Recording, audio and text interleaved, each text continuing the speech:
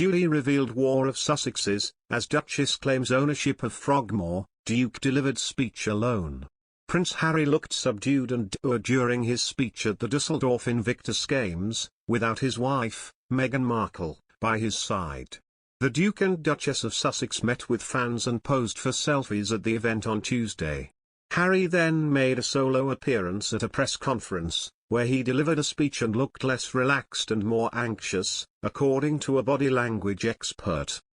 During their visit at the event in Germany, which marked the one-year countdown to the Invictus Games, the couple shook hands and chatted with adoring fans. The walkabout followed a reception held at the town hall in the city where the Invictus Games will take place next year. Judi James, a body language expert, analyzed the two visible body language states the Duke appeared to be in by himself and with his wife. Ms. James told the Mirror, working the crowds and posing for selfies, Harry appears to relax and to use flashes of his old humor in his delivery. Rituals like this must trigger his days as a royal prince back in the UK, and he seems to have a form of muscle memory when it comes to banter and making people laugh. He also began one speech at the town hall with some words in German and gently worked the audience like the old days, too. But then he seems to fall into a more anxious and even dour-looking version of himself, which is the one we get to see in these photos and clips of the speech.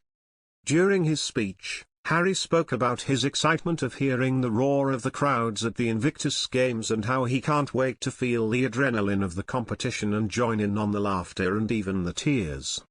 But according to Ms. James, the Duke's body language contained none of his usual bouncing enthusiasm and energy. She added, his body language is subdued and his techniques are way below his normal range. He seems to cling to his notes for security, even running his thumb down them as though trying to keep his place. Yesterday Meghan gave her first speech since leaving the royal family. Harry's eye expression looks haunted and he gazes around as though unsure of his reception, while Meghan hails the fans with a confident smile and a raised way that seemed to suggest the expectation of a positive response, the expert claimed. According to expert Judi James, who spoke to The Sun, Meghan arrived down the steps between the audience like a rock star, hand in hand with a more bashful-looking Harry and giving sweet baby waves to the fans on either side.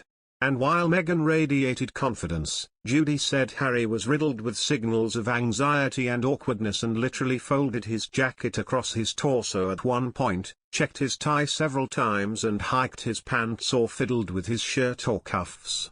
She also noted that Meghan name-checked him lovingly during her speech and he responded awkwardly, looking down and then upward with what looked like a sigh. The Duke and Duchess of Sussex are in a bitter feud over what to do with their residence in the United Kingdom, royal commentator Neil Sean said, citing a very good source.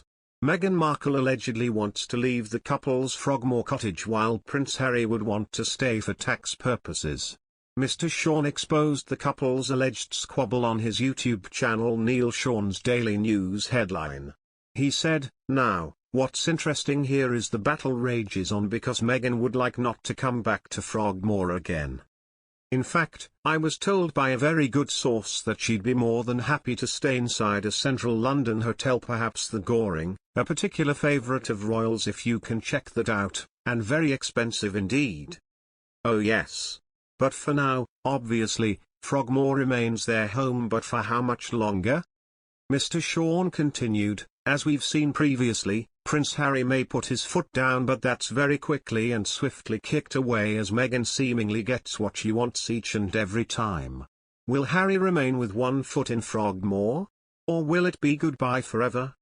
The Sussexes moved into Frogmore Cottage on the Windsor estate in April 2019 ahead of the birth of their first child, Archie. Speculation swirled around back then around a £2.4 million renovation project. The Duchess shut down the chatter in an interview with The Cut, saying, headline after headline suggested that the renovations were more extravagant than they actually were. There was never, for instance, a yoga studio with a floating floor, never a gold bathtub or a copper bathtub, there wasn't a special wing for her mother.